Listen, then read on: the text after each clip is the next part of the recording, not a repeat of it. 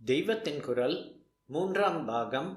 ஆச்சார விஷயங்கள், செயல்களை ஈஸ்வரபரமாக்குவது. இப்படி மனசையும் காரியத்தின் போதே ஈஸ்வரனிடம் நேராகவே அவனிடம் அல்லது அவனது சிப்பந்திகளாக அம்சங்களாக இருக்கிற அநேக தேவதைகளிடம் கலக்கும்படி பண்ணத்தான் மந்திரங்களை கொடுத்திருக்கிறது.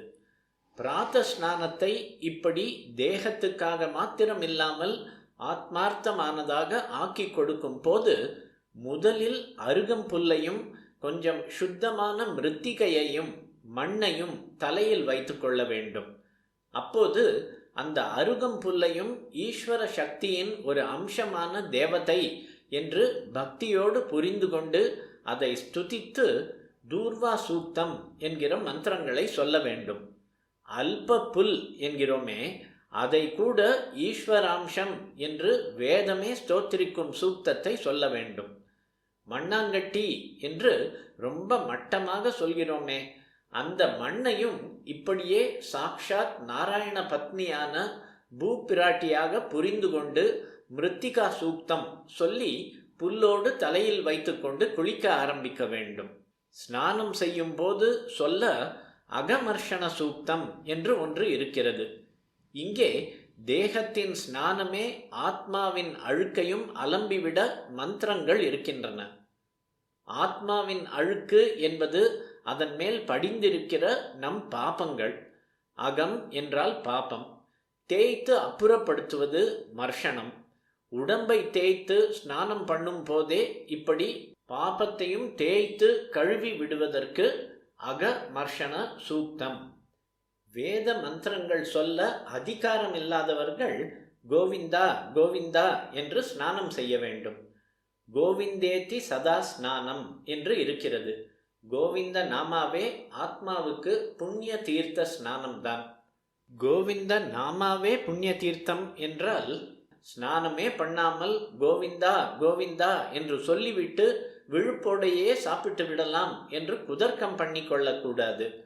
வாஸ்தவத்தில் ஒரு ஜீவன் பண்ணி இருக்கிற ஏகப்பட்ட கர்மாக்களில் இருந்து அவன் தப்பித்து தன் பாப மூட்டை பூராவையும் கரைக்க வேண்டுமானால் அதற்கு ஷரீரத்தை சக்கையாக பிழிந்து சத்காரியங்களை ஏராளமாக பண்ணித்தான் ஆக வேண்டும். இதனால் தான் சாஸ்திரங்களில் 100,000 காரியங்களை விதிகளை கொடுத்து இவனை கட்டி போட்டிருக்கிறது.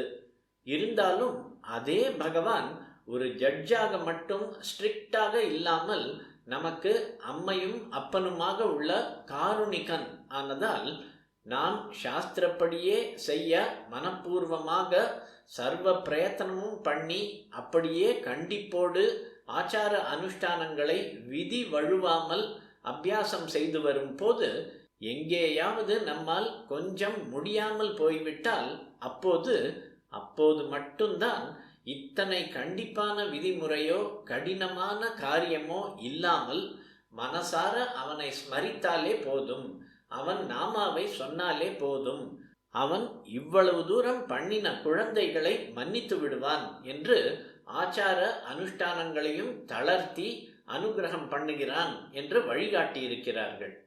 இதை ஒரு சாக்காக காட்டி எந்த ஆச்சாரமும் இல்லாமல் இருப்பேன், ஹரே ராமா என்று பஜனை பண்ணினால் போதும் என்று இருந்தால் அப்படிப்பட்ட கட்டுப்படாத சோம்பேறிக்கு பகவான் ஏமாந்து போய் அனுகிரகம் பண்ணிவிட மாட்டான்.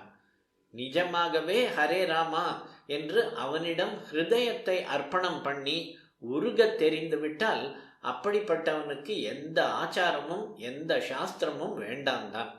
அப்படிப்பட்டவர்கள் ஒரு நாமாவை சொல்லியே எத்தனையோ அற்புதங்களை பண்ணி இருப்பதும் வாஸ்தவம்.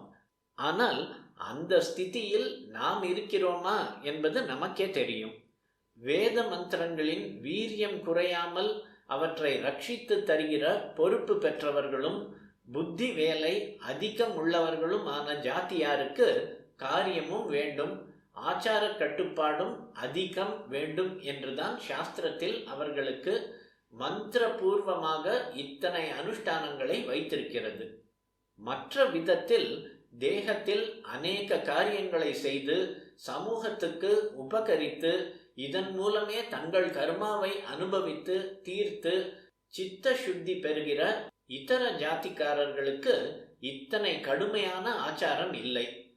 மந்திரங்களுக்கு பதில் அவர்கள் பகவன் நாமாவை அல்லது ஸ்தோத்திரங்களை, துதி பாடல்களை சொன்னாலே போதுமானது.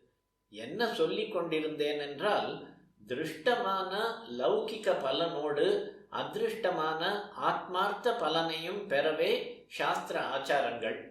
அவற்றில் திருஷ்டமாக தெரிவதை மட்டும் எடுத்துக்கொண்டு அதிருஷ்டத்தை தள்ளுவது பிசகு.